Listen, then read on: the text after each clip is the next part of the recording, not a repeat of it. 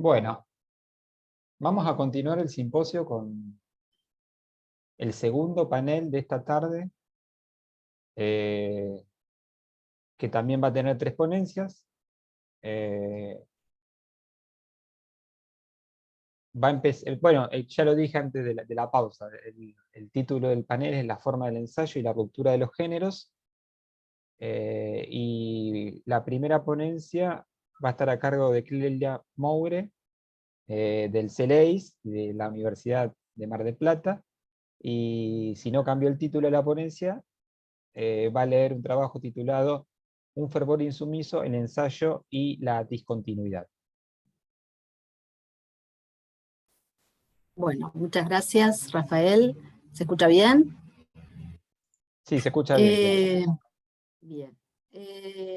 Antes de leer, quiero decirles que este texto no forma parte de un trabajo mayor y que es la primera cosa que escribo sobre ensayo.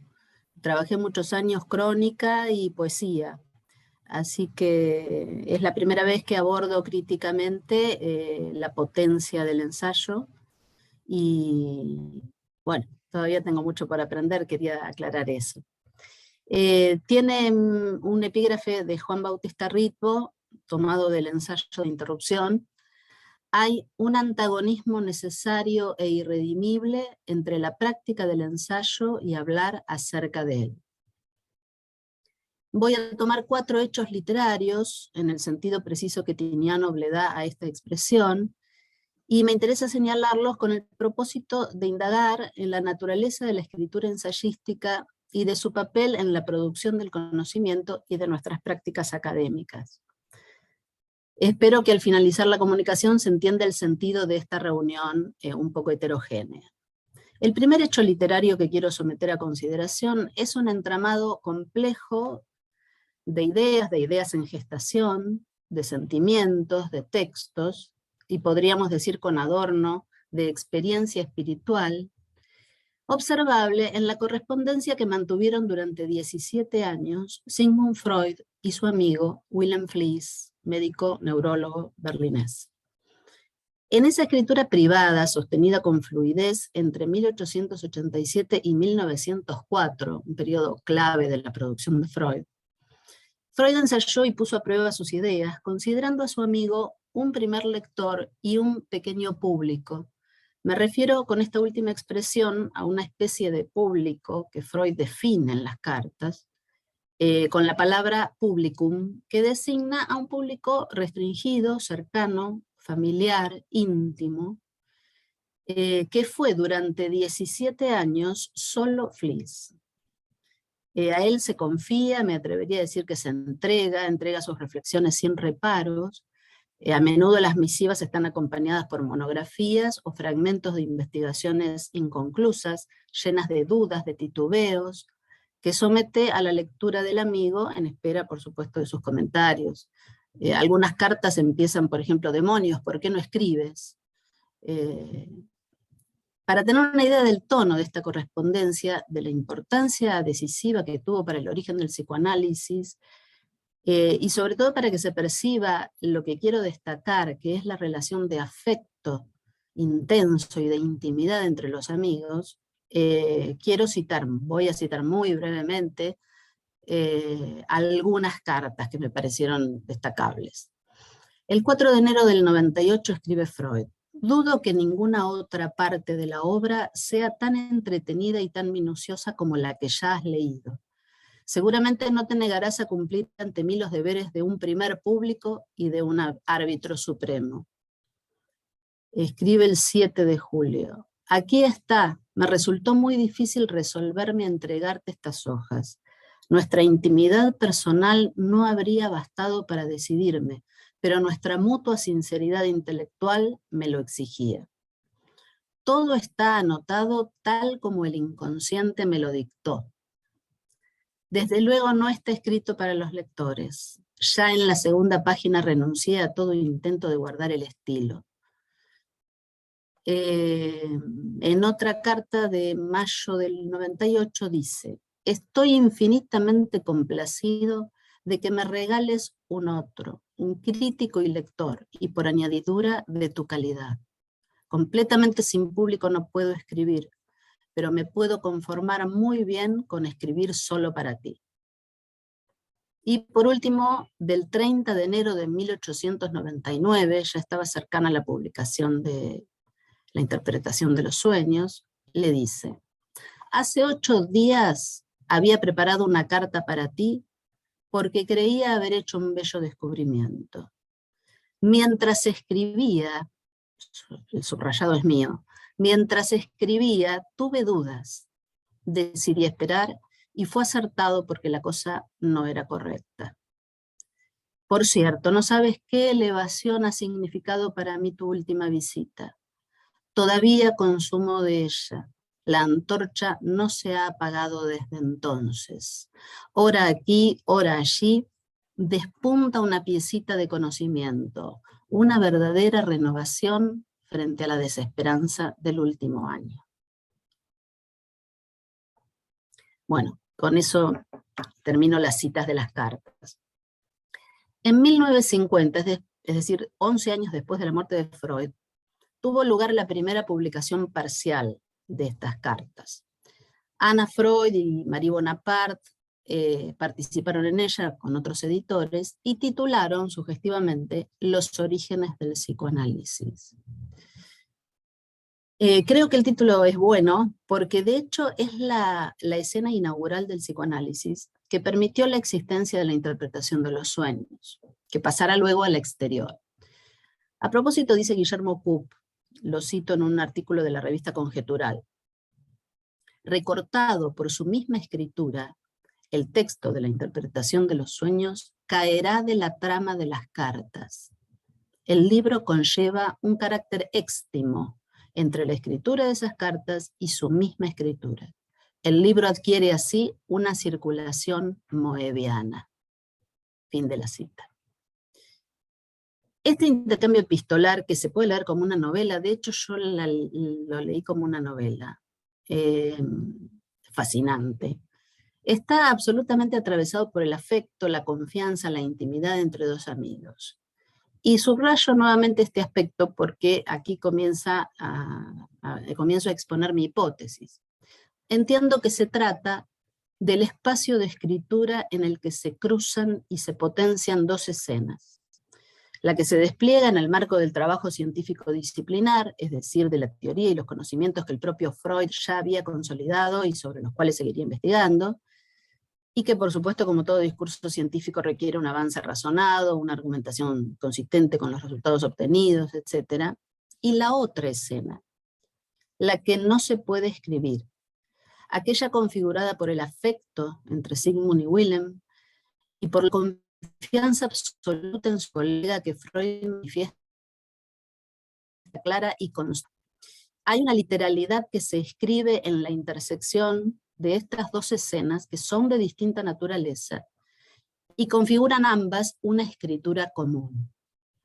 En otras palabras, la escritura consistente y disciplinar de los textos canónicos del psicoanálisis es el resultado de la interacción con otra escena que deja su huella en la escritura de las cartas, pero que no se confunde con ella, por cuanto esa otra escena es oscura, latente, intraducible.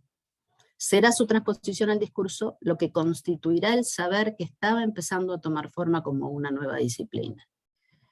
Tal saber se produjo entonces a partir y en el seno mismo de ese diálogo epistolar íntimo e intensamente afectivo. El segundo hecho literario es un texto que encontré por azar. Mientras buscaba bibliografía sobre la correspondencia antes mencionada, encontré en el número 22 de la revista Conjetural, publicado en junio de 1991, de donde tomé el artículo que acabo de citar de Guillermo Coop, un ensayo muy breve de Ludwig Born titulado El arte de llegar a ser un escritor original en 3 días. En la revista se explica brevemente que este ensayo aparece en una revista de psicoanálisis porque lo trae a colación Freud muy al pasar en una nota al pie en Psicopatología de la Vida Cotidiana, porque entiende que este ensayo breve de Born, que es una lectura de juventud, puede ser un antecedente remoto del método de la asociación libre. Y porque él está indagando en psicopatología de la vida cotidiana en la relación dialéctica entre la memoria y el olvido, y le interesa un procedimiento particular que es la criptoamnesia, que, digamos, lo explica diciendo que hay lecturas que uno olvida, pero que recuerda profundamente y que vuelven cuando uno está escribiendo, ¿no? Y bueno, entonces la importancia de este ensayo es haber sido el antecedente remoto de la asociación libre. Leo nada más que 10 líneas, es un ensayo de 2 páginas. A modo de consejo, dice Born, tomen algunos pliegos de papel y escriban 3 días ininterrumpidamente, sin falsedad ni hipocresía, todo aquello que les pase por la cabeza. Escriban lo que piensan de ustedes mismos, de sus mujeres, de la guerra con los turcos, y sigue una larga enumeración caótica. Y después de transcurridos los 3 días, para vuestra sorpresa, tendréis nuevos e inauditos pensamientos que provienen íntegramente de vosotros mismos. Este es el arte de llegar a ser en 3 días un escritor original. Fin de la cita. Bueno, la inclusión de este breve ensayo de Born, tanto en el número de la revista Conjetural como en este listado, se explica porque tiene relación con un problema que me interesa elucidar, un problema que no es fácil de enunciar en términos precisos, pero lo voy a intentar antes de continuar con el listado porque es la segunda parte de mi hipótesis. Creo que tanto la escritura literaria como el discurso de cualquier disciplina o saber que forme parte del campo epistemológico de las humanidades están determinados por un imperativo común. No pueden prescindir de otra escena, la cual tiene un soporte o suele tener un soporte escriturario para dar lugar, el espacio de escritura que mencioné antes, a la constitución de esos discursos. Repito, discurso disciplinar humanístico, discurso literario. El ensayo, las cartas, los diarios de escritores, pensadores, filósofos, críticos, también ciertos debates académicos y un largo etcétera, son o pueden ser, puesto que no siempre lo son, ese conjunto heterogéneo de escrituras desclasificadas o reacias a la clasificación que han dado el espacio, el tiempo, la energía física y mental, la posibilidad, en suma, de dar forma a aquellos desarrollos discursivos, insisto, tanto el artístico como el disciplinar. Ahora bien, esos textos desclasificados, de difícil definición, por ser resistentes a las convenciones de los géneros artísticos y discursivos, revelan o permiten entrever la otra escena, la de las ideas sin forma precisa ni definida, la de las discontinuidades e interrupciones que dan curso a una nueva visión de algún viejo problema, la escena que no tendrá nunca una formulación discursiva porque su naturaleza no es del orden del discurso, pero que puede dejar una huella antes de desvanecerse para poner en tensión un concepto, una idea, una categoría, una teoría o un paradigma. El tercer hecho literario que tomaré en consideración espero que eche luz sobre lo que acabo de decir.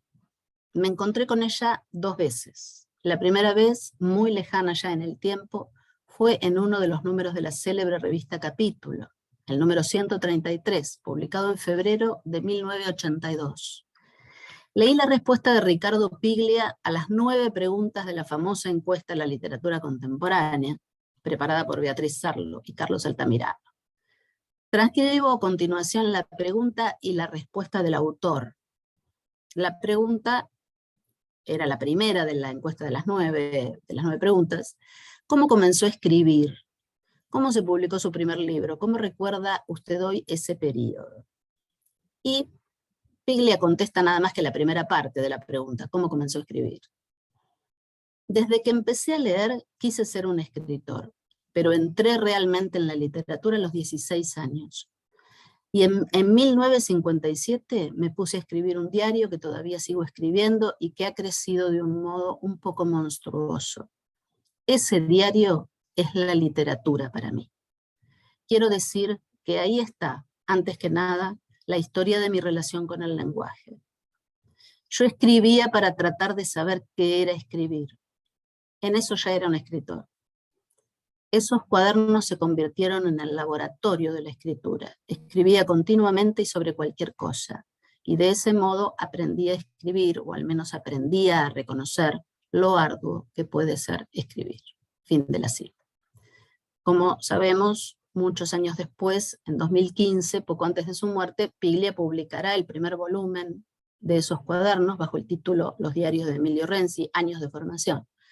Y en la nota del autor repite lo sustancial de aquella idea vertida en la respuesta a la encuesta de 1982, e insiste en varios momentos de ese libro en que si no hubiese comenzado una tarde a escribir ese diario, jamás habría escrito otra cosa. El cuarto y último hecho literario está dado por un ensayo de Juan Bautista Ritvo, el ensayo de interrupción, que ya menciona en el epígrafe, recogido en La Edad de la Lectura y otros ensayos de 2017.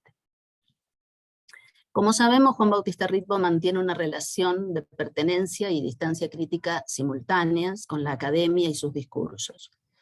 Creo que esa posición de borde, dentro o fuera de la academia, es el lugar apropiado y tal vez necesario para pensar nuestras prácticas. Ritvo plantea desde el comienzo la distancia insalvable entre el ensayo y el intento de hablar acerca de él. No obstante, nos ilumina acerca de su naturaleza. Lo cito. El ensayo, y no me refiero con esta expresión al género cultural así denominado, sino a esos momentos de refracción y de desvío que irrumpen, insólitos, en instantes cruciales de la cultura, cuando todo parece haberse dicho. El ensayo, digo, muestra que se podría llegar hasta el agotamiento si el ejercicio del logos estuviera ligado inexorable y exclusivamente a las operaciones de dividir, clasificar, transformar. El acto de ensayar muestra otra cosa, muestra lo indivisible en lo divisible, señala aquello que yace fuera de clasificación en cualquier clasificación, siempre perturbada y hasta fascinada por singularidades sin destino y sin origen. Indica el desorden que intercepta los elementos de diversos órdenes y los descompone para que se repitan como sombras de sí mismos, bilocados, trilocados y hasta multiplicados. Fin de la cita. El ensayo, o como dice Ritvo, el acto de ensayar, parece ser un ritmo vacilante, un titubeo, un acontecer que no se resuelve al estar tomado por una tensión. Entre la abolición de un orden y el intento contrario y simultáneo de que ese orden perdure insidiosamente en el desgaste. Atrapada en las convenciones de la ponencia, estoy tratando de definir una alteridad que no puede ser definida. Digo alteridad en un sentido preciso, como lo que desborda a lo existente desde su propio interior. Propio y ajeno como el inconsciente, tal vez por eso comencé hablando de psicoanálisis, íntimo y desconocido como nuestro deseo. La actitud ensayística, la potencia de ese instante, que no está regulado por el orden convencional de ningún discurso, y que no puede subsumirse en ningún discurso porque no puede decirse, nos ofrece la posibilidad de engendrar nuevas ideas, de vitalizar el pensamiento y ponerlo a discutir consigo mismo. Estoy convencida de que la amistad, el afecto, la intimidad y la confianza que fueron el sostén del diálogo epistolar entre Freud y Fliess permitieron el pensamiento y la escritura. Dieron lugar no solo al ensayo titulado La interpretación de los sueños, sino al núcleo del pensamiento freudiano, plasmado sobre todo en los ensayos publicados entre 1898 y 1901, y también en otros posteriores. Estoy convencida de que la escritura automática y la asociación libre, evocadas por el ensayo de Ludwig Born, son metodologías válidas para estimular la afluencia de ideas en un torrente sin control racional o con un control mediatizado y a distancia. En ese fluir de la escritura, las ideas nuevas e inauditas saldrán a la luz y harán su trabajo productivo. Del mismo modo, y tal como insiste en afirmar Ricardo Piglia desde su juventud hasta su última publicación en vida, las páginas blancas de los cuadernos, cito, eran una superficie liviana que me ha llevado durante años a escribir en ellas, como si fuera un pentagrama musical o la pizarra maravillosa de la que hablaba Sigmund Freud. Fin de la cita. Tal vez por haber sido el escenario de su lucha contra el vacío, esos cuadernos son la historia de su relación con el lenguaje. Mi intención ha sido señalar una necesidad que yo califico de urgente, la de permitirle a nuestra reflexión académica ser atravesada por la fuerza de refracción y de desvío que es el impulso propio de la actitud ensayística, para probar que nuestro trabajo es más que clasificar, ordenar, definir y o probar hipótesis, ajustar premisas, arribar a conclusiones. Nuestro trabajo específico con las ideas, nuestras producciones críticas, nuestros debates, alcanzarán algún propósito si nos permitimos interceptar y descomponer nuestras certezas, sobre todo las de orden metodológico, si nos atrevemos a discutir y a poner en duda nuestros propios postulados, aun aquellos que se consideran establecidos. Esa posibilidad es lo que se juega en el acto de ensayar, al darle espacio a las intuiciones y los afectos que atraviesan nuestros cuerpos y forman singularidades no previstas o conjuntos heterogéneos, los cuales exigen nuevas posiciones y nuevos modos de reflexión. Entiendo que es un camino posible para desburocratizar un poco nuestros hábitos y protocolos de lectura y escritura, para poner en duda nuestras taxonomías y nuestros criterios de verdad, tarea que me parece, como dije, necesaria. Muchas gracias.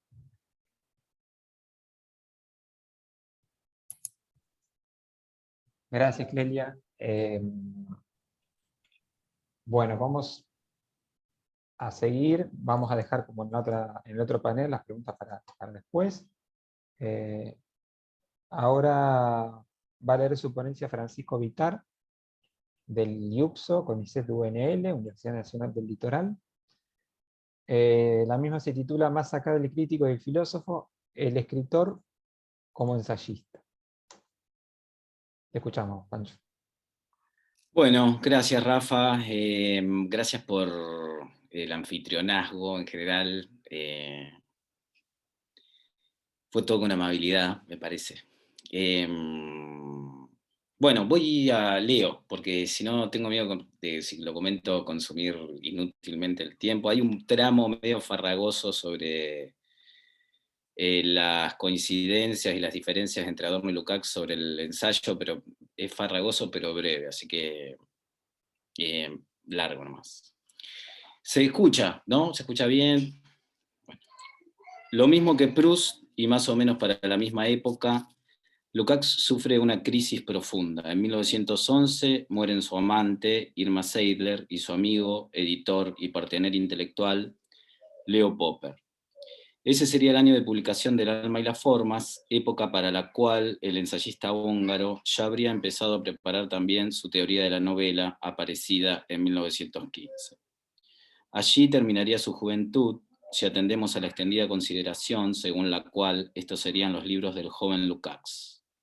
La denominación, la de joven Lukács, señala también otra cosa, un giro vertiginoso, el que lo depositaría ya en la década del 20 en un riguroso posicionamiento intelectual y militante, en virtud del cual abjuraría de los escritos de la década anterior. Es en este rechazo a su producción temprana que Adorno vería una serie de abusos hegelianos por los que Lukács habría asumido contra sí mismo, cito Adorno, las objeciones más subalternas de la jerarquía del partido. Pero esta diferencia sería patente solo a partir del giro de Lukács hacia el rigor autoimpuesto de la sociología, a donde el yo de ascendencia romántica de sus escritos de juventud quedaría sepultado bajo el peso aplastante de una antología del ser social. Antes de esto, tanto el Lukács del Alma y las Formas como el de Teoría de la Novela representarían una importante fuente de inspiración para el pensamiento de Adorno. En la cuestión del ensayo encontramos uno de estos puntos de continuidad y proliferación que acaso tiende, bajo la luz de una relectura atenta, una contribución para una futura caracterización del ensayo de los escritores. Las formas del ensayo en Lukács y Adorno. Tanto los puntos de contacto entre Lukács y Adorno como las diferencias en torno a la forma del ensayo son conocidas. Sobre la esencia y la forma del ensayo, Lukács instaura una reflexión que Adorno retomará sobre la autonomía del ensayo, esto es, sobre su constitución respecto del arte y de la ciencia. Esta duplicidad, la de la ciencia y el arte, decidirán para Lukács los medios de expresión en cada caso. La ciencia se inclinará sobre los contenidos, sobre los hechos y sus conexiones, mientras que el arte lo hará sobre la forma, sobre el alma y sus destinos. Planteada esta distinción, ¿cómo puede el ensayo reclamar una forma nueva, propia e independiente? Esto ocurre para Lukács solo en la medida en que su tipo de intuición y configuración, la del ensayo, excluyen la obra del campo de las ciencias. El ensayo, al fin, es para Lukács una forma de arte. Pero esta singular forma de arte corresponde por derecho al crítico, desde que la forma que es un ensayo debe partir de una forma anterior para devenir forma ella misma. Los escritos de los críticos son los que, dice Lukács, más resueltamente se apartan de las imágenes y más enérgicamente alargan la mano más allá de ella para reclamar una imagen para sí. Es en este punto que Adorno se aparta de Lukács. En Adorno, el ensayo comporta una negatividad irreductible tanto a la ciencia como al arte. Al contrario de la ciencia, se presenta fragmentario, accidental y metódicamente ametódico. Fragmentario por presentarse radical en la abstención de reducirlo todo a un principio, lo que redunda en la acentuación de lo parcial frente a lo total. Accidental desde que, retrocediendo frente a la violencia del dogma de la ciencia, devuelve a lo cambiante y efímero la estatura de una filosofía. Para Adorno, el ensayo se propone buscar lo eterno en lo perecedero. Así, liberado de toda presión conceptual, al menos de la que corresponde al concepto en su sentido de invariable, en un ensayo no se estima necesario la definición de sus conceptos, que son introducidos sin ceremonias, tal como se los concibe, y no se precisa más que por sus relaciones recíprocas. Es a causa de esta renuncia a la definición circunscriptiva del concepto que el ensayista debe ganar en precisión con su presentación. Y es solo en la medida que lo anterior afecta al cómo de la exposición que el ensayo se parece al arte. Aparte de ello, para Adorno, el ensayo está emparentado con la teoría y se diferencia del arte por su medio, los conceptos y su aspiración a la verdad. El ensayo de los escritores, un imposible. Ahora bien, ¿cómo caracterizar el ensayo de los escritores a partir de las formulaciones de Lukács y Adorno?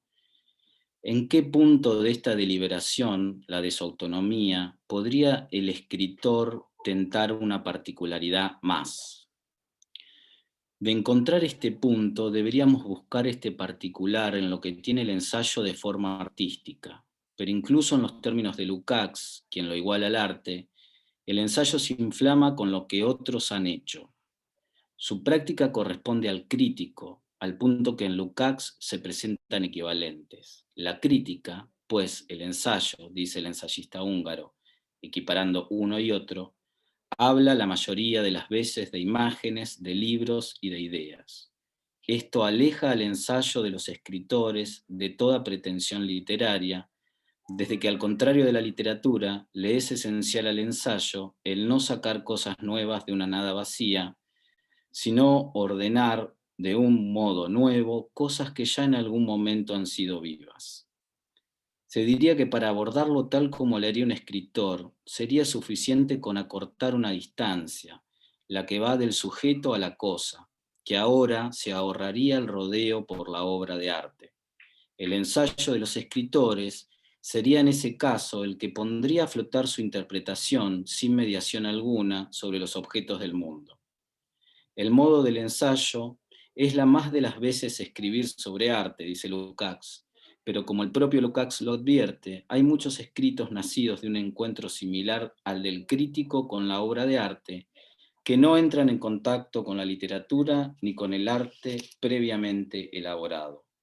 Estos son escritos que se plantean las mismas cuestiones vitales que en lo que llaman crítica, pero directamente enderezadas a la vida, dice Lukács. Estos escritos no necesitan la mediación de la vida y del arte.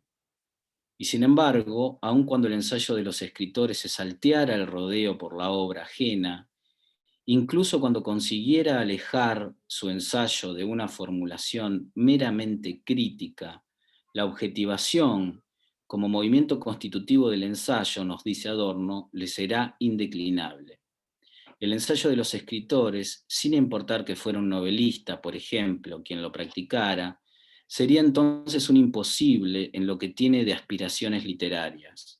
Si este escritor se ha propuesto ensayar, es solo porque se ha puesto en el lugar del crítico. En suma, esta clase de ensayo, el de los escritores, para extraer lo nuevo de la nada vacía, tal como lo propone Lukács, debería prescindir de todo concepto, en tanto dicho concepto supone un saber en él sedimentado que arremete contra lo nuevo de la cosa. Aun si se tratara de un escritor inventor de conceptos, el movimiento propio del concepto, la generalización, tenderá a una objetivación del mundo que el propio ensayo ofrece, lo que resultaría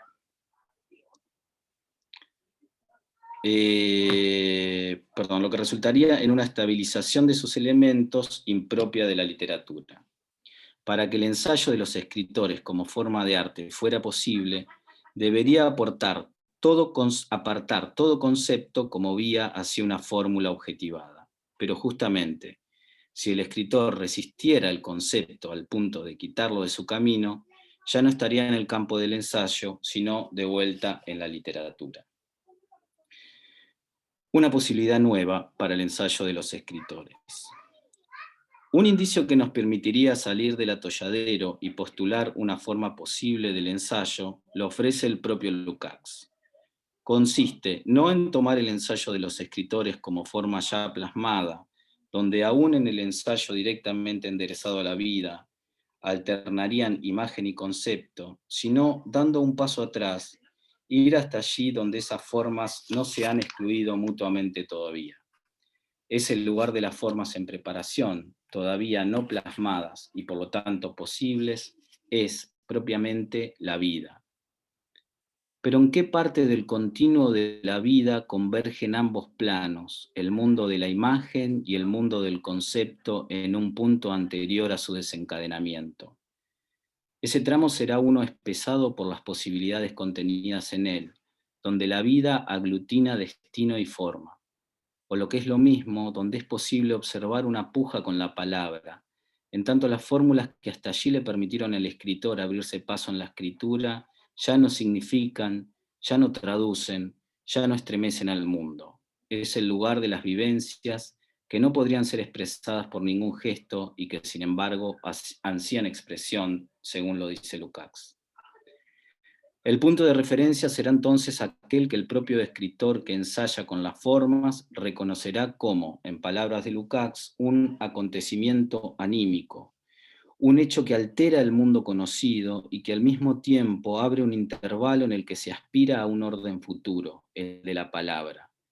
Cuando el hombre vive una cosa así, dice Lukács, todo lo externo de él espera en rígida inmovilidad la decisión que aportará la lucha de las fuerzas invisibles, inaccesibles a los sentidos.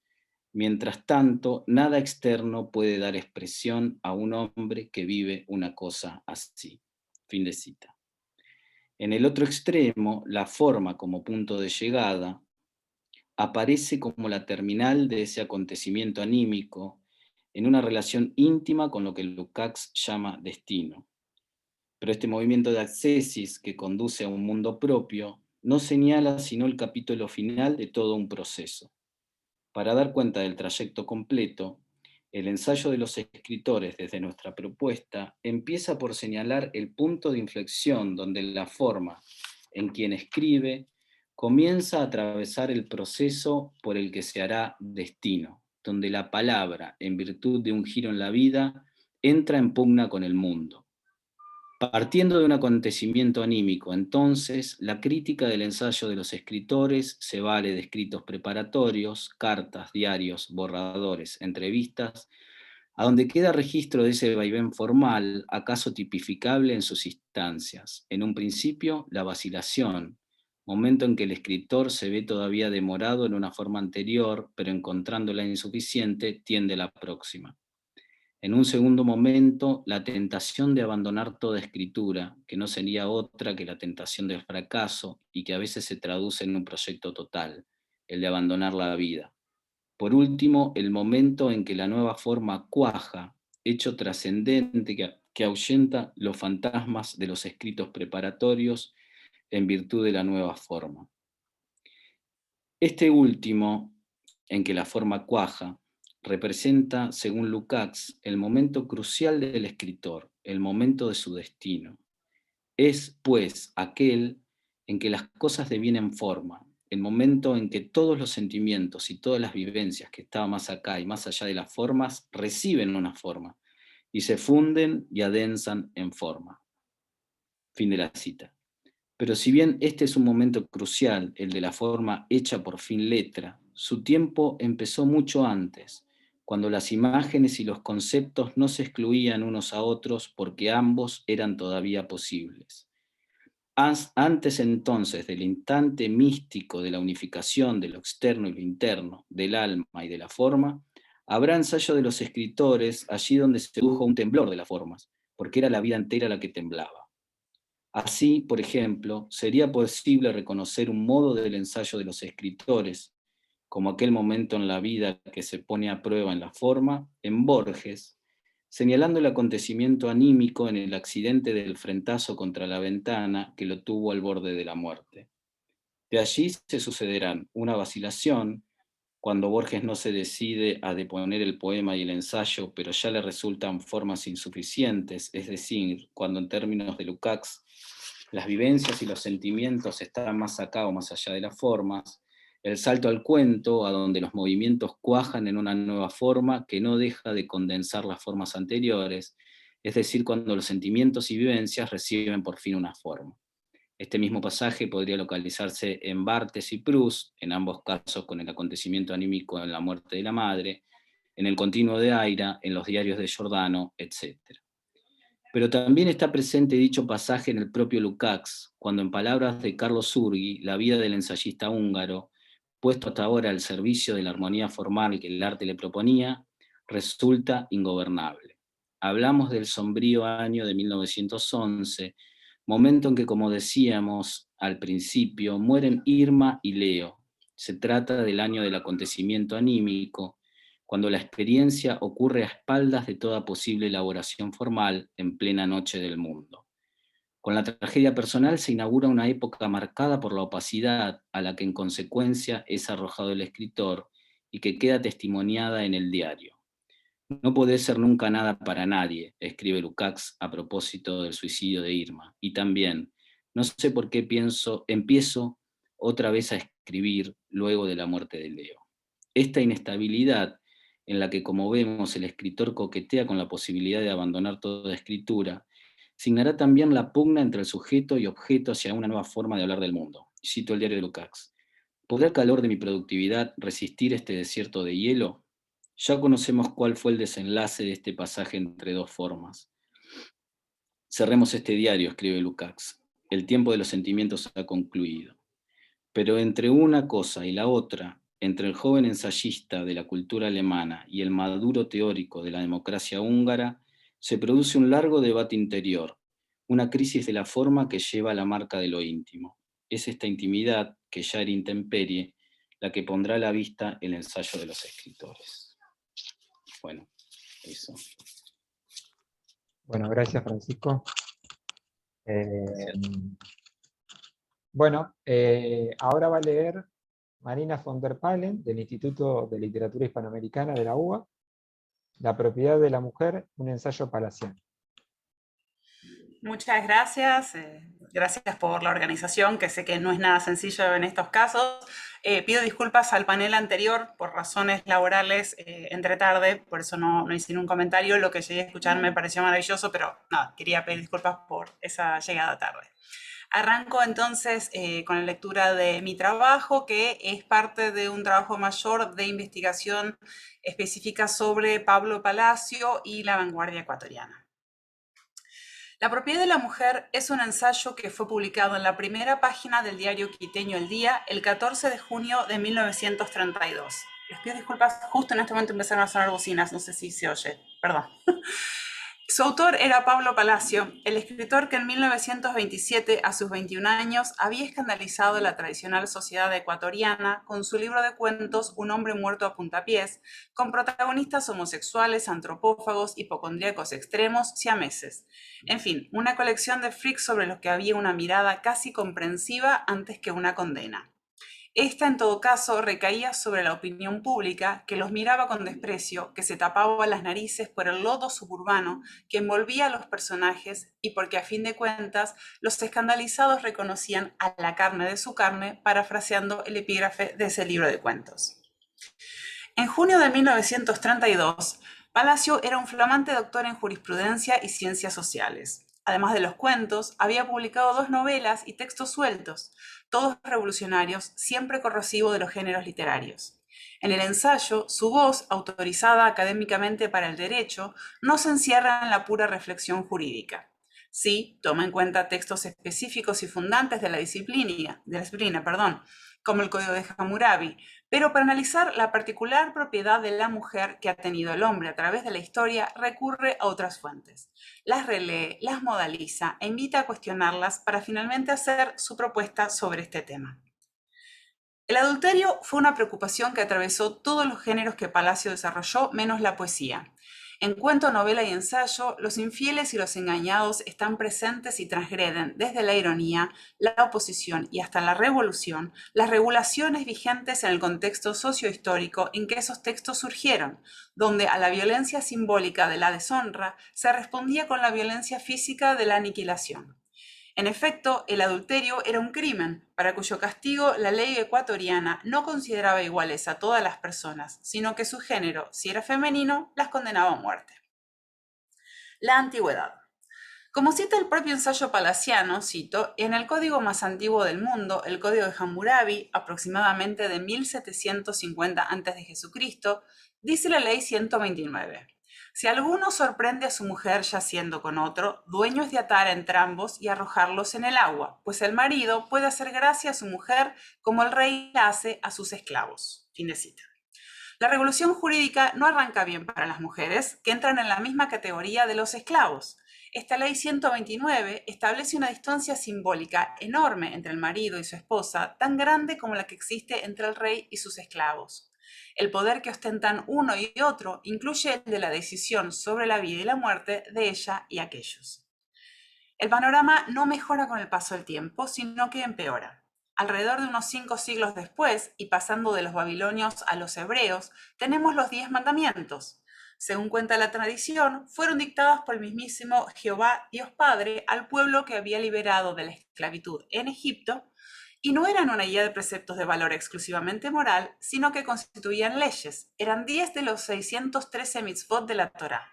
Su incumplimiento acarreaba una serie de castigos que iban desde la cárcel, la mutilación, ojo por ojo, diente por diente, y hasta la muerte, con frecuencia por lapidación. La definición de lo punible ha cambiado bastante desde el siglo III a.C., cuando esos mandamientos habrían sido recibidos, pero algunos de ellos perviven en gran parte de la legislación contemporánea internacional, como la interdicción de asesinar, robar o dar falso testimonio. En las naciones laicas, la supremacía de un Dios determinado queda como decisión individual, la obligación de honrar a los padres como parte de la moral. Pero, ¿qué sucede con el adulterio, concretado o meramente deseado? Un mandamiento prohíbe la acción, no cometerás adulterio. Pero también existe otro que exhorta a la aniquilación del deseo. No codiciarás la mujer de tu prójimo, y no desearás la casa de tu prójimo, ni su campo, ni su siervo, ni su sierva, ni su buey, ni su asno. Estos son citas del libro del Éxodo. Sintácticamente, de los núcleos verbales dependen múltiples objetos directos que designan todo aquello que no debe ser deseado, y por lo menos desde este nivel, el valor de la mujer en tanto esposa es idéntico al de una propiedad inmueble, como el de un animal, o al de otra persona, hombre o mujer, crucificada por su condición de servidumbre. Esta afirmación y el establecimiento del paralelismo que plantea resultan escandalosos en el contexto actual, no solo respecto a los derechos humanos de mujeres y varones por igual, sino también por cierto consenso acerca del tratamiento responsable de los animales y de la propia tierra que se va imponiendo como sujeto de derecho. La punición de la Torá es aún más feroz que la de Hammurabi. El asesinato como castigo no se pone a consideración del marido ofendido, sino que es una obligación comunitaria. El ensayo de la propiedad de la mujer cita a Levítico: si alguno comete adulterio con la mujer de su prójimo, mueran ambos adúlteros, y Deuteronomio: si es encontrado alguno yaciendo con una mujer casada, mueran uno y otro, y el mal será extirpado de Israel. Por lo tanto, las leyes babilónicas y judías decretaban la muerte de los adúlteros con carácter optativo en la primera y obligatorio en la segunda. El ensayo palaciano. La tensión entre la mujer y el hombre se plantea desde el principio del texto con las dos primeras oraciones. Cito: la propiedad de la mujer, el hombre es un animal testarudo. Fin de cita. La primera es el título del artículo, pero Palacio ha enseñado a sus lectores que los títulos pueden tener una relación estrechísima con los textos que les siguen, a tal punto que conforman una auténtica unidad con ellos. Por ejemplo, recordemos el cuento que abría y daba nombre al primer libro publicado, en el que un hombre muerto a puntapiés es a la vez título del relato y de la crónica incluida en él.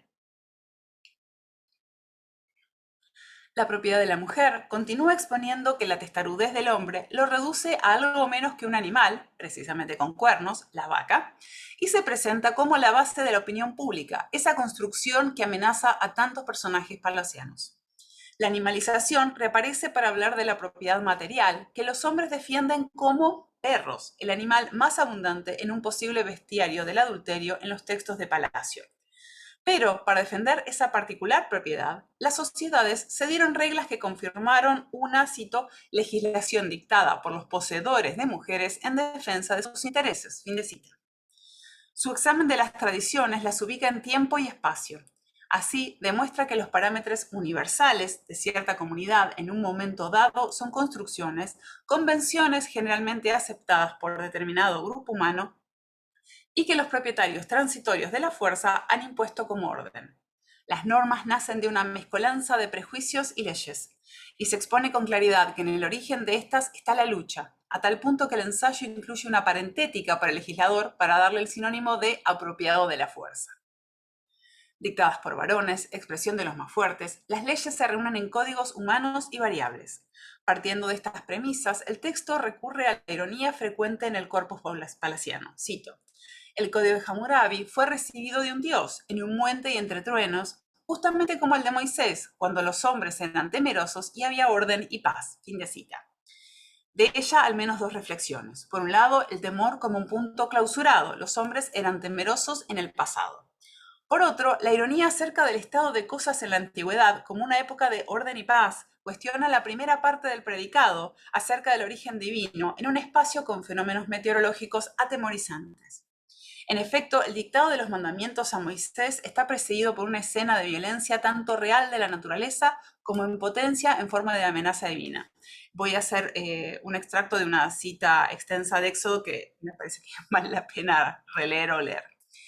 Y aconteció que el tercer día, cuando llegó la mañana, hubo truenos y relámpagos, y una densa nube sobre el monte, y un fuerte sonido de trompeta, y tembló todo el pueblo que estaba en el campamento. Y todo el monte Sinaí humeaba, porque el Señor había descendido sobre él en fuego. El humo subía como el humo de un horno, y todo el monte se estremecía con violencia. El sonido de la trompeta aumentaba más y más, Moisés hablaba, y Dios le respondía con el trueno. Y el Señor dijo a Moisés: desciende, advierte al pueblo, no sea que traspasen los límites para ver al Señor y perezcan muchos de ellos. También que se santifiquen los sacerdotes que se acercan al Señor, no sea que el Señor irrumpa contra ellos. A esta tradición temible, en cuya línea el ensayo palaciano nombra también a los romanos, los indios y los germanos, opone la griega, para lo cual el matrimonio es una institución jurídica que solo se justifica para beneficio del Estado. Cito: bajo Licurgo, tiempo en el cual el orden jurídico llega a su máximo de perfección, no existe prácticamente el adulterio. Fin de cita. Los celosos y eventualmente engañados no se vengan en forma cruenta, y no solo en los textos jurídicos. De todas las tradiciones antiguas evocadas, solo a la griega se le concede el privilegio de la literatura y los tiempos heroicos, parafraseando la Odisea. Cito: Vulcano, ante la traición de Venus, en vez de asesinarla, se contenta con decir unos malos versos, que en resumen anuncian solamente que sus redes mantendrán presos a los delincuentes hasta que el padre Júpiter le devuelva íntegra la dote que les ha dado. La preocupación del dios es meramente económica. No es justo, dice para sí, que la familia de esta dama retenga mis riquezas mientras ella no ha sabido retener su pudor. Fin de cita. El recurso a la autoritas como parte de una estrategia de argumentación atraviesa los géneros para ir dando forma a este que, como otros textos palacianos, es revolucionario. Creemos en el poder de la revolución solo por la forma. La forma de presentar hechos y discursos dice por sí misma. La literatura transgresora de Pablo Palacio no se reduce a una travesura vanguardista. Y en este texto particular hay un llamamiento a una modificación práctica, ya que se propone la renovación de la legislación ecuatoriana del momento. Con ironía y humor, cuestiona un estado de cosas escandalosamente inhumano, pero naturalizado e invita a pensar en uno diferente. Ecuador había adoptado la lección más sangrienta de la historia respecto de la punibilidad del adulterio, sostenida por un, cito, criterio de propiedad, de esclavitud y de fidelidad, fin de cita. 3 complementos preposicionales que dependen de un núcleo equiparados en el nivel sintáctico, del que surge una línea de sentido donde propiedad, esclavitud y fidelidad son hasta cierto punto intercambiables. Retoma el mandamiento judaico que incitaba al exterminio de animales y bienes inmuebles tenían el mismo valor de objetos apropiables. En este caso, en el análisis de los fundamentos de la punibilidad del adulterio en Ecuador, propiedad, esclavitud y fidelidad se colocan en la misma fila detrás de un criterio que acarrea consecuencias ominosas. En efecto, para el adulterio femenino se prevía el asesinato como castigo legal, según el Código Penal ecuatoriano, sancionado en 1906, que permaneció vigente mucho más allá de la década en que fue publicado el ensayo. Nos resulta aberrante, pero el adulterio como delito fue suprimido recién en 1983. No solo eso, sino que el artículo que estipulaba que a la violencia simbólica de la deshonra se respondía con la violencia física de la aniquilación no se eliminó hasta 2005. ¿Qué acto constituye una deshonra? Es otro constructo, pero para los fines de este análisis tomemos como tal el hecho de que una mujer elija tener relaciones sexuales con otra persona que no sea su esposo. Incluso entonces, en 2005, la constitucionalidad de la ley que suspendía el infame artículo fue cuestionada y regulada recién en 2011, 11 años atrás, nada más. En cuanto al punto de vista político práctico, Palacio al principio del ensayo invocaba sin nombrarlos a los 2 países clave de su tiempo y su oposición respecto de la relación entre orden y propiedad, en la medida en que uno proponía la desaparición de la propiedad para alcanzar el orden, mientras que el otro consideraba que tal dirección solo podría conducir al caos y la anarquía. Hacia el final, el texto los nombra y aúna en tanto, cito, los 2 ejemplos de sociedades modernas, la socialista de Rusia y la capitalista de Norteamérica, a través del divorcio tratan de enaltecer la identidad jurídica femenina y de respetar su derecho a la felicidad. Fin de cita.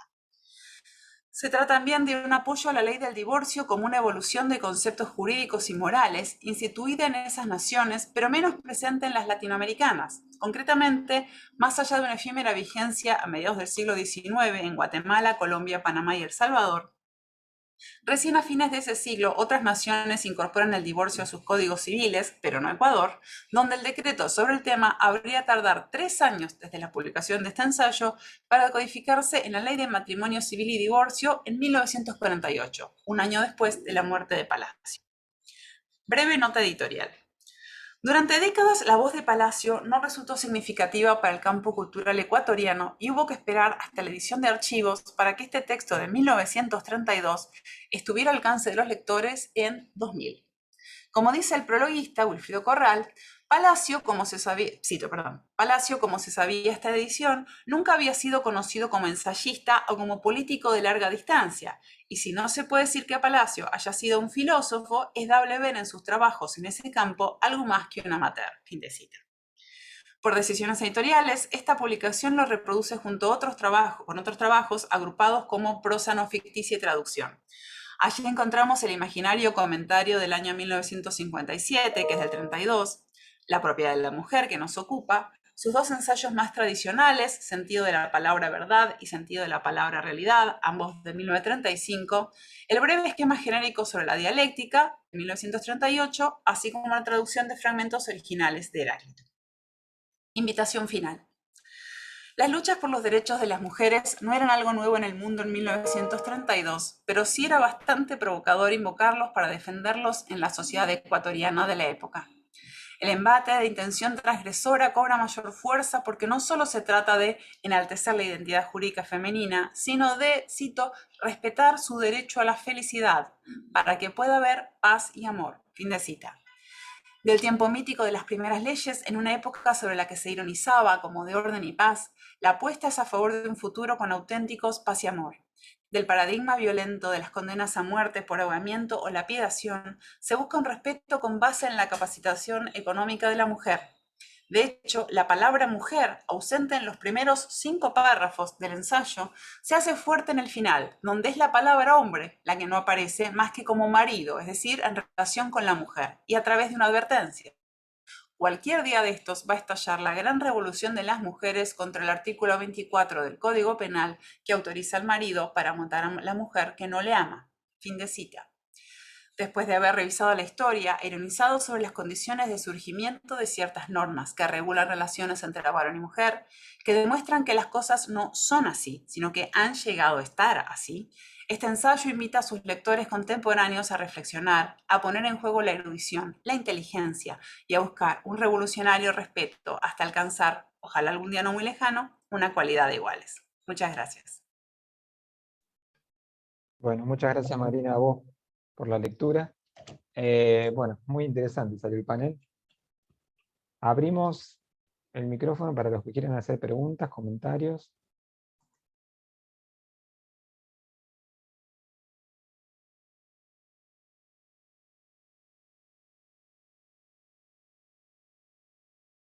Vamos que ya rompimos el hielo, después no lo puedo callar y no podemos ir al recreo.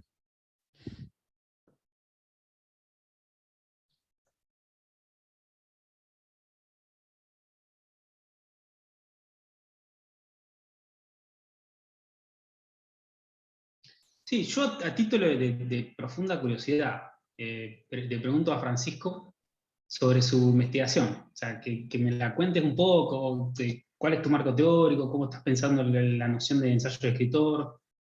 Más para robarte bibliografía que por otra cuestión. No. Para anotar como un estudiante extasiado que por otra cosa. Me interesa No. eso. Como, Si hay, ¿cómo? alguien que está robando, soy yo, te lo puedo asegurar. Mi investigación en un principio ha tratado de los aportes justamente bueno, pensaba de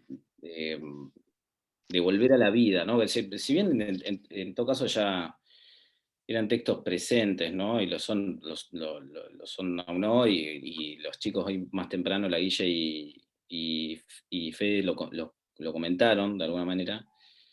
Es ese número 5 de sitio donde aparece la cuestión del ensayo de los escritores, ¿no? Tanto en el prefacio como en el prefacio, la presentación de ese número, en donde los editores, pero en realidad es Gruner, comentan esta idea de Hystericus, y donde vuelve a aparecer tanto en la voz de Guzmán como de Gruner otra vez, el tema del ensayo de los escritores. Pero después lo que me pasó es que, bueno, qué sé yo, fui por otro lado. Eso me parecía un poco, no sé,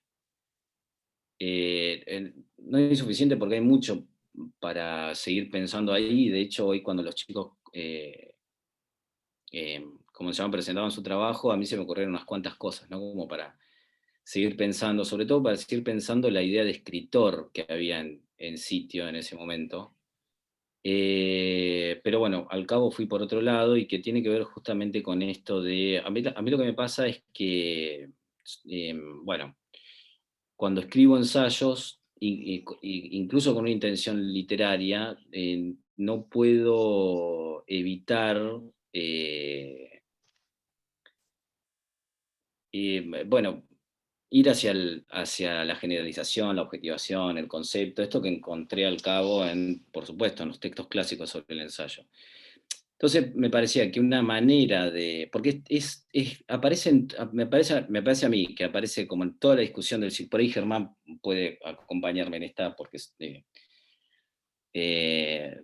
no estoy del todo seguro que sea así, pero entiendo que aparece a lo largo de todo el siglo XX la cuestión de la pregunta por la fuerza, digamos, ¿no? Por la fuerza y la significación. Es algo que veníamos conversando también con el grupito de Rosario. ¿Y en qué medida cuando un escritor ensaya hace otra cosa distinta de la literatura, digamos, que es la literatura, digamos, ¿no?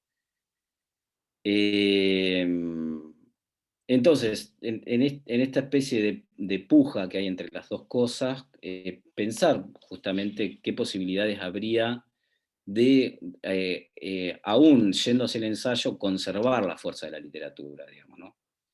A mí me parece que hay experimentos entre los escritores en donde eso es posible, ¿no? O donde eso se lleva a cabo.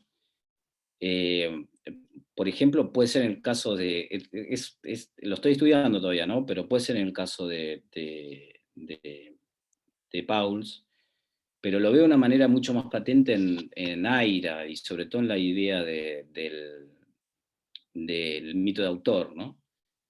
Que el mito de autor me parece que es el lugar a donde se produce como esa especie de continuidad entre que sobre la cual él en algún momento se preguntó, entre lo que puede llegar a ser la teoría o la crítica y la literatura, digamos, ¿no? Hoy apareció el texto también ¿cómo se llama?, de las nuevas impresiones del Petit Maroc, donde también me parece que pasa algo parecido, pero sobre todo pasa ahí, me parece, con la idea que es algo que vengo pensando ahora, con la idea del mito de autor, digamos, ¿no? Que él, a través del mito de autor, hace un trabajo a la vez de crítica y de narrativa, digamos, ¿no? Y como de un fuerte sustrato biográfico también. A mí sobre todo lo que me llama la atención y lo que para mí es muy interesante pensar es la imposible convivencia de las dos cosas, digamos, ¿no? En el ensayo, ¿no? En el ensayo de los escritores, ¿no? De la literatura y del sustrato crítico que puede llegar a tener ese mismo ensayo, ¿no? Para mí, digo, esto es como una especie de respuesta hacia esa imposibilidad, digamos, ¿no? Que es la que me parece que, pero de todas maneras me parece como una imposibilidad, ¿cómo se llama?, con muchas posibilidades, muy potente, digamos, ¿no? Que empuja a la literatura a ir hacia afuera de sí misma, digamos. Bueno, perdón. No sé si lo vengo pensando hace mucho tiempo y son muchas cosas las que vengo pensando al respecto. Por ahí aparece de una manera un poco desordenada, pero es un poco que va por ahí, digamos. Gracias por la pregunta.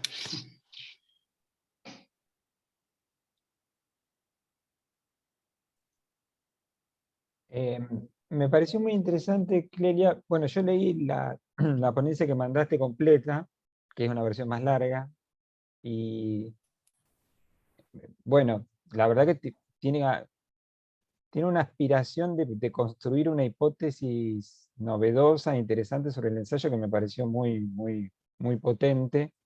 No sé si terminé de ceñirla del todo, pero bueno, me interesó mucho esta idea el concepto psicoanalítico de escena, como decir, escena originaria, pensar una escena originaria como algo prediscursivo, podríamos decir, que sería la escena originaria del ensayo, ¿no? En donde se juega la conversación, la circulación, ¿no? Y la discusión. Y me parece que en ese sentido, bueno, tu ensayo traza un círculo que está muy bien, digamos, empieza por la correspondencia entre Freud y Fliess y después termina con la introducción del ritmo, y en ese sentido el diálogo, la conversación y la interrupción, ambos como de alguna manera discutiendo la idea de la discursividad lineal y académica y comunicativa, ¿no? Que sería la que interrumpe, la que discute, digamos, justamente, digamos, el carácter no comunicativo del ensayo, digamos, ¿no?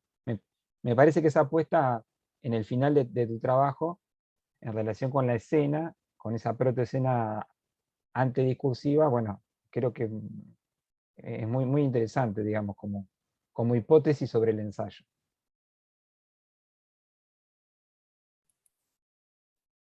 Bueno, gracias por el comentario que creo que has leído con mucha atención, sí, lo que digo. Sí, yo para copiarlo un poco a Francisco, yo también robé bastante, porque la verdad que las ideas básicamente las tomo de las lecturas que he hecho de los ensayos. Particularmente me deslumbré mucho con Ritvo, con quien me encontré bastante tarde, recién en el 2017, con la publicación de La Edad de la Lectura, lo descubrí, no lo conocía. Y bueno, lo estoy leyendo, lo tengo leído ya, y bueno, está esa idea, creo que está en Ritvo, por supuesto, de inspiración blanchotiana, como todos sabemos. Y creo que vale la pena, lo que intenté hacer es traerlo a nuestros territorios, ¿no? Traer esa reflexión a los territorios de la escritura académica. A lo mejor por una cuestión de años en la academia, me desalienta un poco la burocratización, en algunos casos, por cierto, no en este simposio, lo cual celebro, pero en algunos casos uno se aburre un poco y aburre a los alumnos. Yo soy docente de alma y no me perdono aburrir a los alumnos. Entonces me parece que esa potencia de discontinuidad del ensayo tiene que estar en nuestro trabajo académico. Tiene que ser una posibilidad de nuestras comunicaciones, ¿no? Y bueno, sí, es lo que has dicho, exactamente. Creo que tiene bastante contacto con el planteo de Francisco y del joven Lukács, me parece. Sí, Yo estaba lo, perdón, Francisco. no, yo lo que quería plantear respecto de eso del ensayo como prefigurado, digamos, y que me parece que puede venir a cuento de las intervenciones anteriores, es que me parece que en ese sentido Aira plantea una posición diametralmente opuesta a la de Pauls, digamos, ¿no? Cuando se refiere al ensayo, porque el ensayo para Aira es un ensayo casi automático, digamos, ¿no? O sea, no es el ensayo que viene a la postre, cuando viene a raíz de un encargo, que es como una especie de ensayo de sobrevida, sino que es el ensayo que se hace, que se escribe en la reunión de dos elementos, que es la idea, digamos, ¿no? Y ese es el ensayo y su tema, ¿no es cierto? Son cuando hay dos temas que llegan a conjugarse de modo tal de poder escribir ese ensayo ya está escrito, digamos, ¿no? Digo, porque hoy se planteó esa ascendencia, la ascendencia de lo que tiene del arte de poner allí algo que no corresponde a ese lugar, de esa especie de fuera de campo, y faltó Duchamp, digamos, ¿no? Y por lo tanto faltó Aira. Sí, pero creo que Quiero, estaba, de Valeria, perdón. Creo que se me fue la idea, pero me parece, digo, ahora que decís, con lo de Duchamp se me fue la idea, pero hay algo conceptual, ¿no? Que para mí hace del ensayo ya sé lo que iba a decir. Hay algo como del orden de la producción, me parece, en Aira como en Borges. Digo, para mí no hay como límite entre el ensayo y el cuento. Digo, Aira no es un cuentista y Borges sí, pero entre el ensayo y la ficción, mientras que en Pauls es un ensayo académico aburrido en algún punto. Digo, uno puede decir, bueno, escribe igual con la misma brillantez que en sus novelas, es súper útil para pensar un texto, o sea, para pensar a Puig, es súper útil leer a Pauls, pero como mera crítica, para mí en Aira hay algo más de la teoría, como en Borges, ¿no? De pensar conceptos, ideas, como decías vos, Francisco, ¿no? O Clelia, no me acuerdo quién habló de la idea. Nada, eso. Creo que había algo más en mi cabeza, pero se me fue. Yo quería decir una pregunta en realidad. Bueno, primero las felicito a las tres. La verdad que me gustaron mucho las ponencias, como la del panel anterior ya. No, respecto a esto que comentaba Francisco, a la pregunta de Emiliano, vos decís, Francisco, que en el ensayo, si es que no entendí mal al menos, no sé, que digamos, el ensayo no sería ni propiamente literatura, ni filosofía, digamos, o ni algo así, ¿entendí? Porque digo, tal vez se podría, hay como dos maneras, me parece, hay muchísimas, pero podríamos señalar dos maneras de pensar el ensayo. Una, como una especie de indistinción, donde no se sabe dónde termina lo literario y comienza lo conceptual, digamos, y otra como una suerte de tertium, de tercer orden, que no es ni estrictamente literario, ni estrictamente conceptual o filosófico, como querramos llamarlo.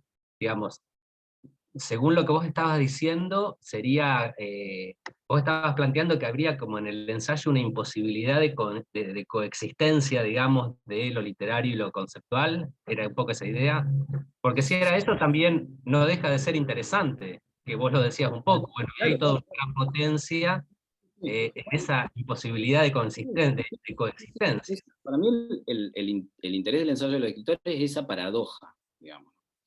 O sea, y lo que intenta hacer el escritor al ensayar es sostener esa paradoja, digamos, ¿no? O sea, por supuesto que acá tendríamos, por eso un poco yo lo señalaba, me preguntaba cuando la Guilla y el Fede hablaron de, ¿cómo se llama? De ahí del número 5 de sitio. Y yo me volví a preguntar por el tema de los escritores ahí, ¿no? El escritor ahí, respecto del ensayo, parece ser como una especie de lugar vacío, digamos, ¿no? Porque me parece que efectivamente para los editores de sitio era una cosa distinta a lo que, a lo que Lukács entiende por artista, que es, o sea, tal como él lo señala sobre la forma de la esencia del ensayo, es aquel que muestra algo nuevo donde no había nada, digamos, ¿no? O sea, si el lugar del ensayo en realidad es aquel que o sea, practicado por el crítico, y que habla en un segundo grado, digamos, ¿puede el escritor ir hacia ese lugar sin asumir el lugar del crítico? ¿No? Porque en un momento Lukács parece decirlo, hay un ensayista que está directamente enderezado a la vida, como puede ser Montaigne, digamos, ¿no? Que habla de los amigos, de la educación de los hijos, etc. Bueno, si eso es posible, aún así, la objeción de Adorno sigue siendo, pero vamos a, si nosotros encaramos eso con fuerza narrativa, encaramos ese ensayo con fuerza narrativa, necesariamente vamos a ir hacia cierta conceptualización, objetivación y demás. Me parece que la respuesta de Adorno es, bueno, es esto, pero yo aún así hablo estéticamente. ¿Qué quiere decir eso? De jerarquizo, digamos, ¿no? O sea, cada concepto tiene el mismo valor, ¿no? Y eso va en contra del discurso de la ciencia, justamente, ¿no? Pero bueno, para mí el problema es ese, ¿viste? Como, ¿qué pasa ahí en el ensayo? Que incluso cuando nosotros tengamos ese ímpetu, esa fuerza, ese impulso narrativo, necesariamente terminamos en otro lugar, digamos, ¿no? Y si no terminamos en ese lugar, no es ensayo, no es un ensayo, digamos, ¿no? Yo acá creo que perdón que intervenga en la pregunta de Germán, creo que se puede interpolar la idea que también está en Ritvo, ¿no? de la obra crítica, que está en Adorno. Ritvo lo toma de Adorno y lo cita. El ensayo como obra crítica, es decir, como aquello que pone en tensión las condiciones de posibilidad del objeto que aborda. Entonces, yo no sé sinceramente si es un debate que vamos a saldar, la imposibilidad o la imposibilidad de la convivencia entre el ensayo y la literatura.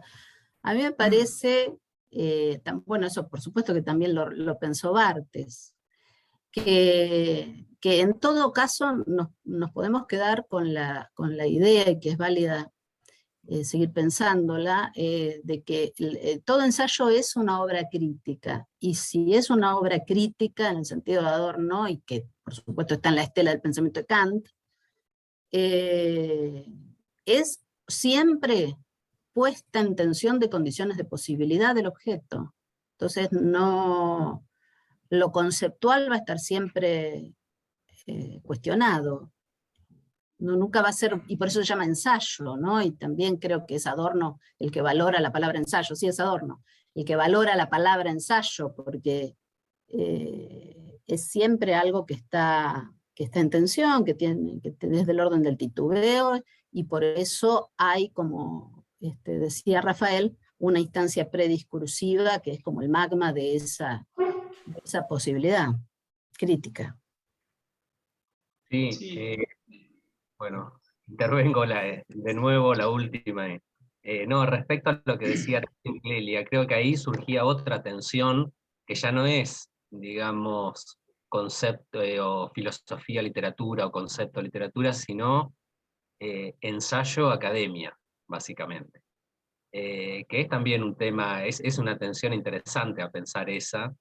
Yo tengo una hipótesis al respecto, que tiene que ver con que en algún momento creo que responde al modo de constitución de las universidades, que al menos de las humanidades, que tengo la idea de que en algún punto, en la concepción filosófica que está funcionando, o de lo intelectual, el trabajo intelectual, que está funcionando por detrás de esa constitución institucional, hay una suerte de exclusión de la imaginación.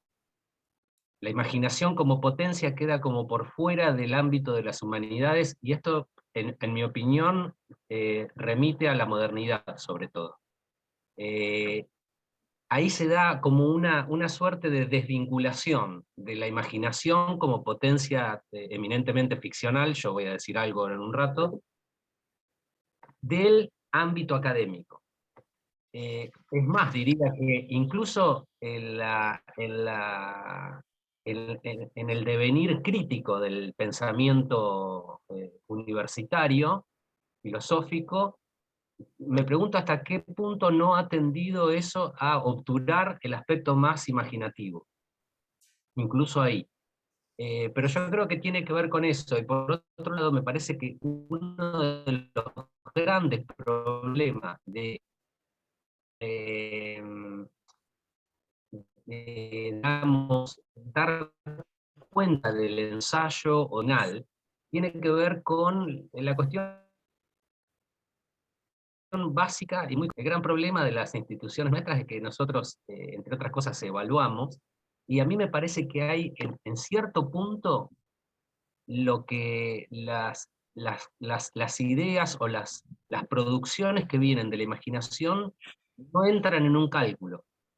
No son del orden de lo evaluable. Entonces ahí se genera inevitablemente como una suerte de fricción que me parece que es en cierto punto irresoluble. Yo creo que no es del orden de lo cuantitativo la imaginación, digamos. Al contrario de otras facultades, digamos, para utilizar el término con los dos sentidos, facultades en el sentido kantiano, pero también en el sentido institucional, la imaginación trabaja con, o digamos, lo que uno encuentra en la imaginación no es del orden de lo cuantitativo. Entonces ahí se genera un problema, lo cual no quiere decir que no pueda ser evaluado, por supuesto, pero creo que hay un problema intrínseco. Me parece que no es cuestión simplemente de decir, bueno, no, porque estamos, por supuesto que funcionamos como una institución, como cualquier institución, a partir de ciertas reglas, ciertos parámetros, que ya más o menos tenemos incorporados, y que los vamos aplicando. Cuando tenemos que evaluar cosas, nosotros los vamos aplicando. Más o menos uno va construyendo un modo de leer y de evaluar. Y eso está buenísimo ponerlo en cuestión, sin duda, pero digo, me parece que no es solamente de esos modos de leer nuestros, sino que es algo más profundo y que tiene que ver con algo intrínseco a lo que proviene de la imaginación. hay algo ahí que desborda lo evaluable. Me da esa sensación, no sé si, tampoco lo tengo tan pensado, pero me parece que, lo que sí me parece que es muy, muy, al menos para mí evidente, es esta suerte de desvinculación de la imaginación, o como exclusión de la imaginación de la concepción institucional de la filosofía, me parece. Que a mi juicio es un empobrecimiento, claro. Sí, aprovecho la intervención de Germán para retomar la categoría de imaginación, no para seguir pensando esta tensión entre academia y ensayo. Estaría buenísimo que esté Alberto para hablar sobre la salida del ensayo dentro de la crítica académica. Sería como que, bueno, es el que viene trabajando hace un montón sobre cómo dentro de la academia puede haber un ejercicio ensayístico muy valioso y auténtico, sino para pensar la imaginación, volviendo ya a la paradoja que señalaba Francisco en relación a, bueno, al quehacer y al ejercicio del escritor, ¿no? Yo no soy escritor, me permito pensarlo, y trayendo los autores que venimos conversando desde temprano, que son, bueno, Borges, Zaira, por un lado, críticos experimentales, que han hecho de la incertidumbre su valor, y por un lado Piglia y Pauls, por nombrar estos dos, podríamos nombrar otros.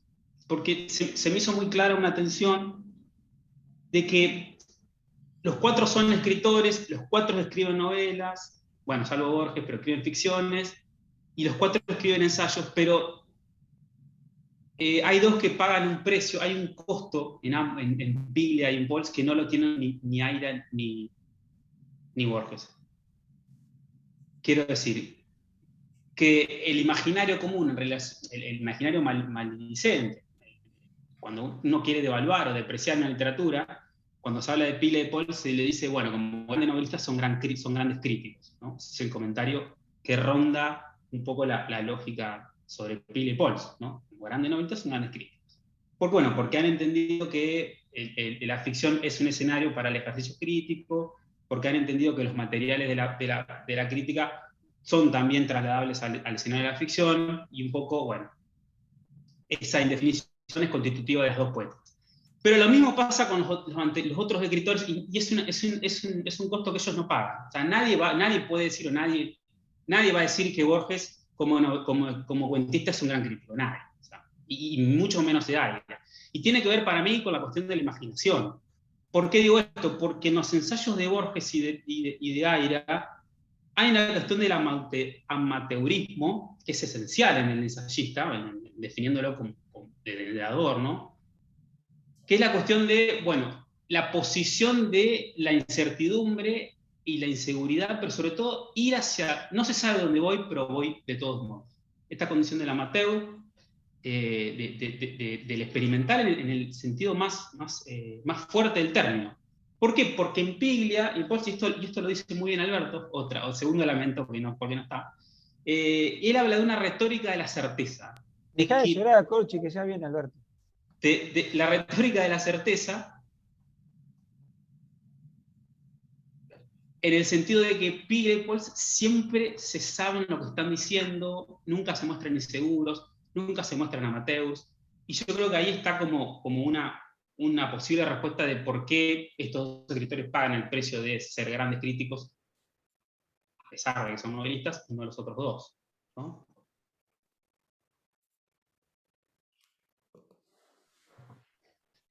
A mí me parece que cuando, voy a decir algo que es incomprobable, pero que cuando uno lee a un ensayo de Borges o de Aira, no aprende nada acerca de aquel sobre el que leyó. Es decir, no sé, ponele que el de Pizarnik de Aira puede ser un poco más, que te aclara, digamos, la obra primaria, digamos. Mientras que Piglia y Pauls son como profesores, ¿no? Cuando hacen crítica. Y creo que también, digo, volviendo a esto del orden de lo conceptual o del producir algo, ¿no? Como si la escritura de ensayo de Borges o de Aira fuera la producción de un objeto que antes no existía. También me parece que que tenemos un problema con con la designación de qué es la crítica. Digo, esto que decía Clelia de la obra crítica, si lo pensamos en el sentido adorniano, no es, o sea, tiene como esa carga de negatividad y de iluminar a partir de ir en contra, me parece, ¿no? En el concepto de crítica de Adorno.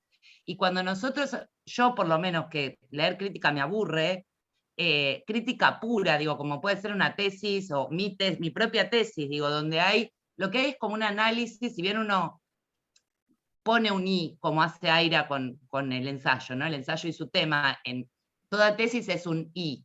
Uno le agrega a su corpus lugares desde donde no fue leído ese corpus. Siempre hay un I.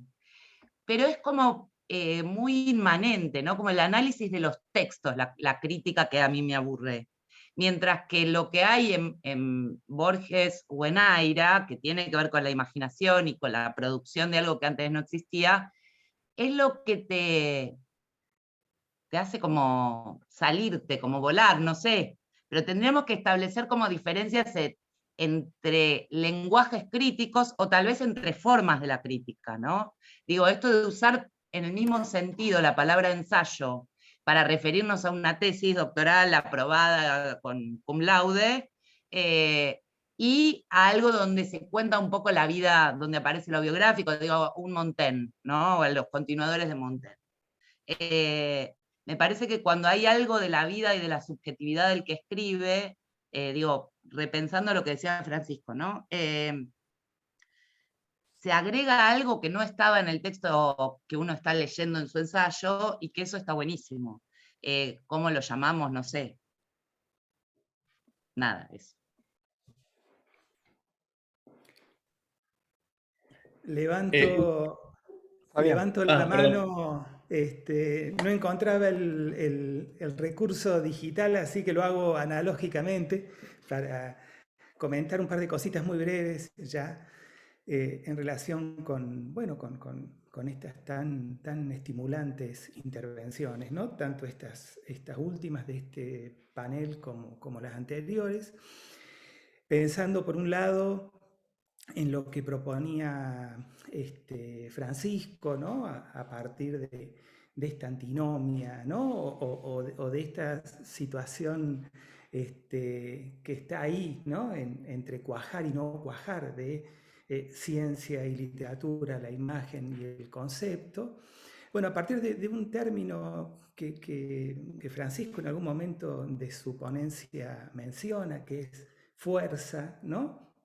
Recordaba algo que planteó Agamben alguna vez en una entrevista, cuando refiriéndose a su propio hacer, a su propia práctica, como, bueno, es muy difícil de situar, ¿no?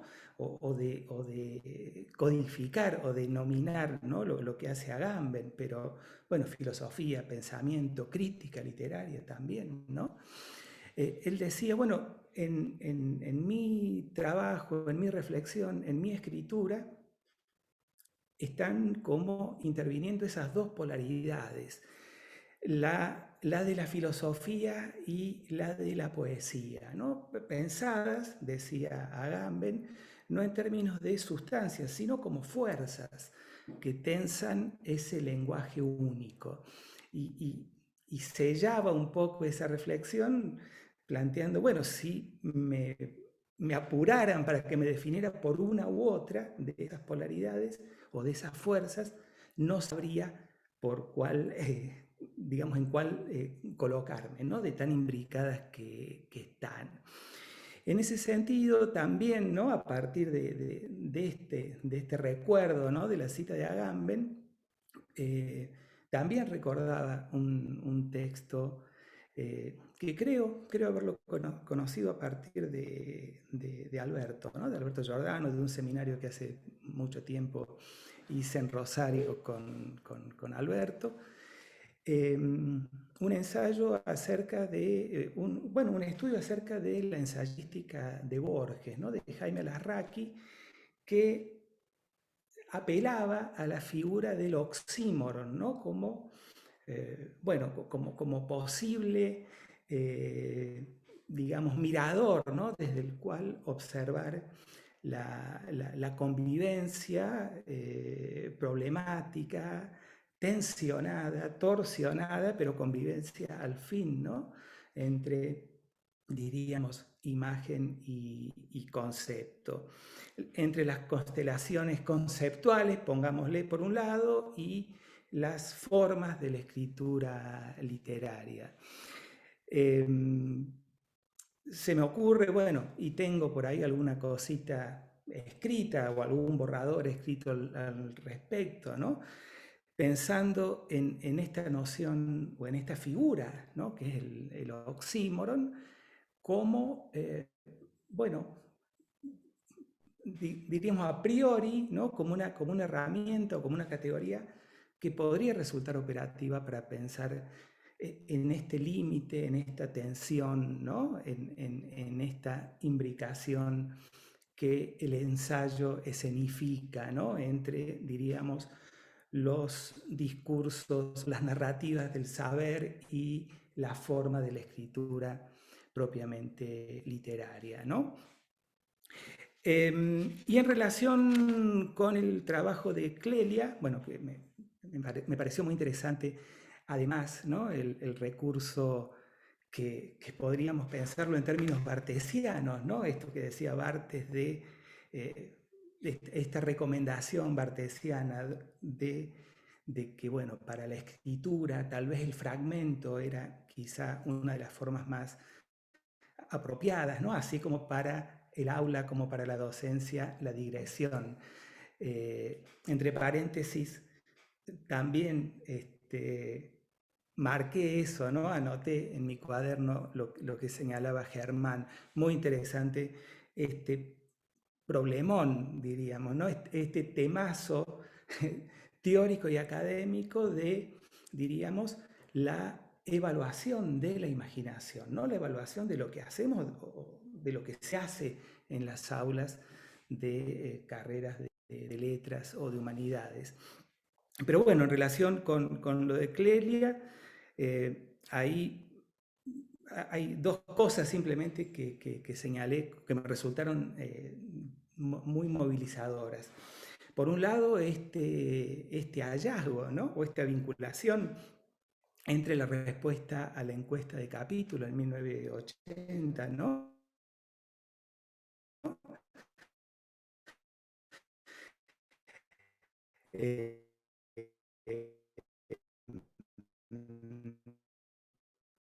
Y la referencia de diarios que bueno, digamos, bueno, interesante, y a partir de ella observar cómo de alguna manera, ¿no? La escritura de los diarios ha sido, diríamos, como el curso vertebrador, ¿no? De todo el trabajo de Piglia, ¿no? De toda la obra.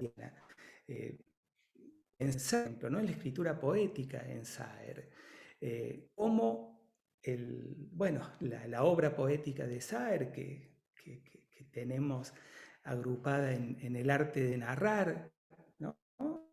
Y, bueno, y después en el también esa práctica de la escritura poética es tal vez el inicio de la obra saeriana y es lo que sostiene la progresión de la gran narrativa saeriana. Y por último, me encantó también lo que trajo Clelia de Ritvo, ¿no? Del ensayo como un acto, ¿no? Pensado más en términos de una acción, el acto de ensayar, quizá considerándolo en términos performativos, ¿no? Me parece interesantísimo. Y por último, perdón, ¿no? También me encantó el comentario recién de mi...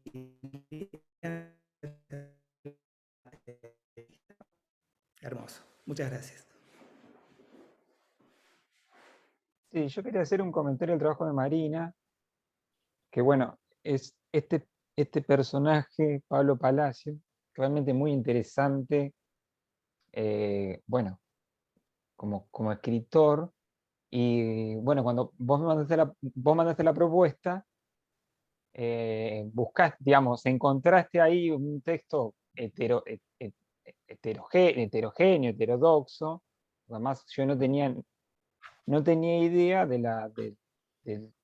no sabía, por ejemplo, que era abogado y que, es decir, una literatura tan extraña, una especie de Macedonio Fernández ecuatoriano, pero más oscuro.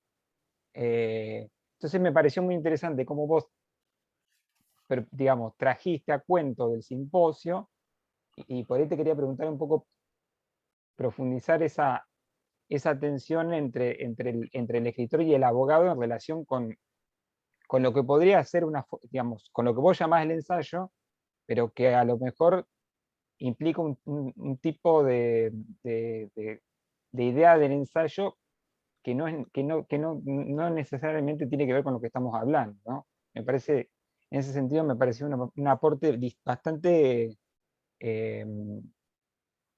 original respecto de, por ahí, algunas líneas que, bueno, como acá hay algunos que venimos charlando sobre algunas cuestiones, como pasó la otra vez con el trabajo de otra compañera sobre el ensayo inglés, que por ahí también son líneas que por ahí uno no son las más comunes.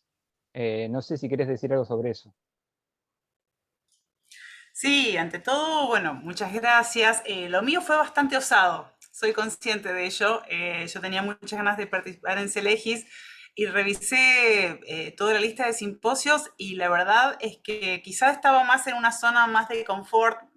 Había uno sobre literaturas andinas, había uno específicamente sobre vanguardias.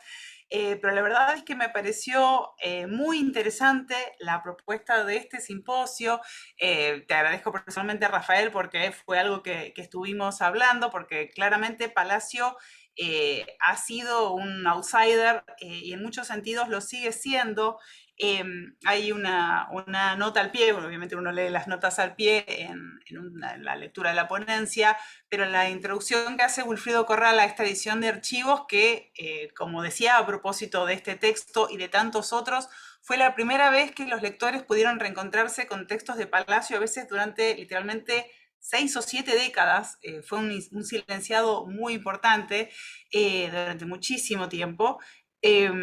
Así que él tiene dos ensayos más tradicionales, quizás más en la línea de lo que vengo escuchando y que se está conversando en este simposio, que son Sentido de la palabra realidad y Sentido de la palabra verdad. Son ensayos bastante filosóficos.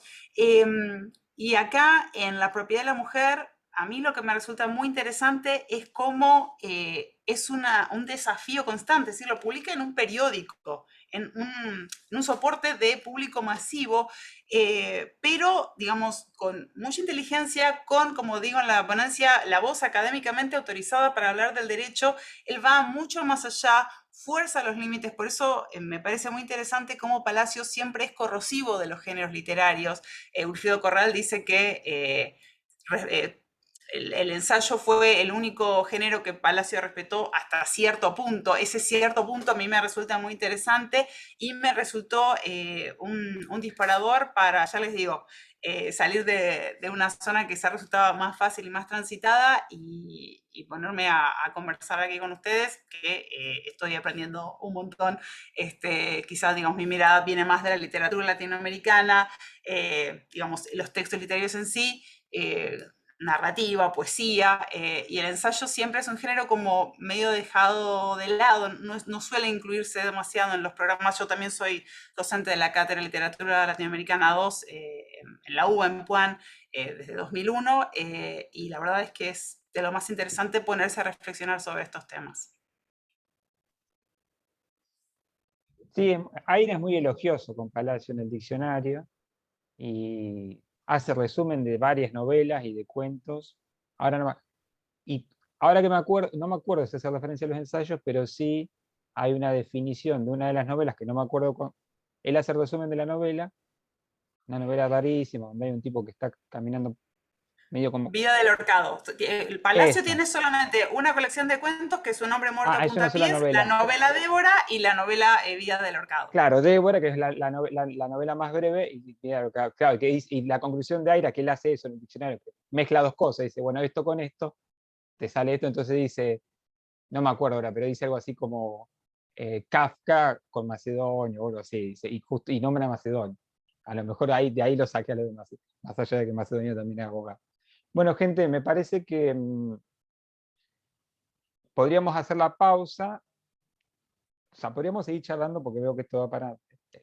Ya la charla de este panel se pasó de hora, pero para no llegar tan cansados al final, propongo que hagamos ahora la pausa, si vamos al baño, vamos al mate, preparamos café, y volvemos para las 6 para el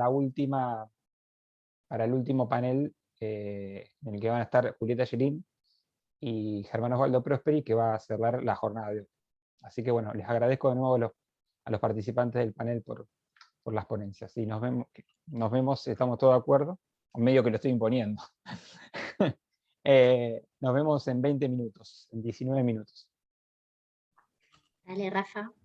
Estamos de acuerdo. Quédense ahí, ¿eh?